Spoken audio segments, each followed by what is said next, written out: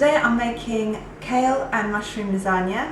So what you need is some mushrooms. I'm using chestnut mushrooms, curly kale, a few garlic cloves, milk, butter and flour for the bechamel sauce, lasagna sheets, salt and pepper, olive oil, and I've got some garlic salt as well, which I'm going to put in the bechamel sauce, but that is optional.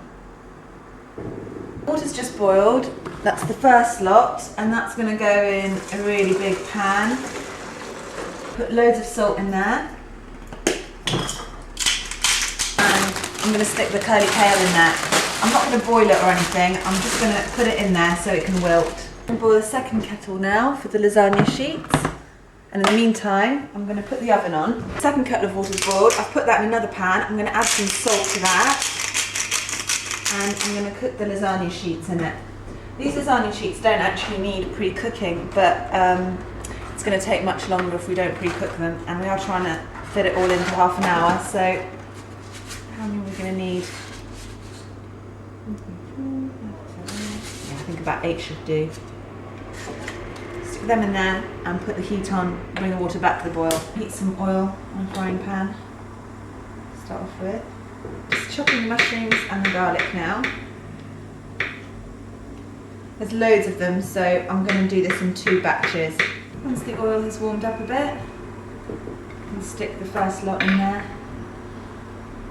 Start chopping the second lot. Water is boiling now, so I'm just going to turn that down a tiny little bit. And let that cook for a further couple of minutes.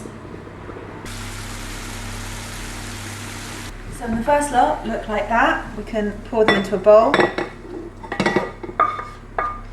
Add a little bit more oil. In go the second lot.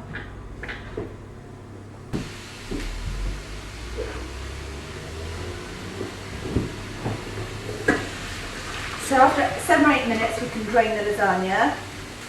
You may need to pour some cold water on the lasagna sheets so they cool down and you can separate them easily. That's why you should always put a few more in there, because there's always a few that stick together and are a pain in the bum. And once the mushrooms are done, it's time for the bechamel sauce.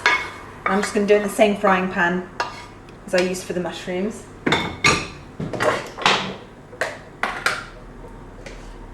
I'm going to stick a good dollop of butter in there.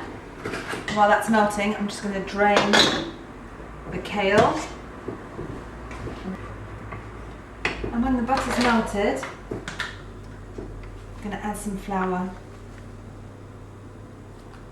I guess that's about maybe 1.5 tablespoons. And just want to stir that in and start adding the milk. But just make sure you add it a little bit at a time. So add a splash and then mix it quite vigorously. Another dollop of milk. Mix that in. Some people like to use a whisk for this, but I'm usually fine with just a wooden spatula. Just make sure it blends evenly. And I'm going to keep showing you what it looks like at each stage. Bit more milk.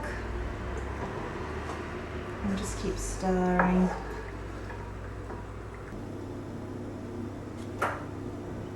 Make sure you keep mixing all the time. Don't leave it alone for a minute. It's quite hectic trying to film and do this at the same time, because it can go wrong so easily. I'm just going to add one more little dollop of milk. But then if it does, you can just start again, you know, it's not a big deal. Right, I think I've got the right consistency now, so I'm going to show you. And now we can turn the heat off.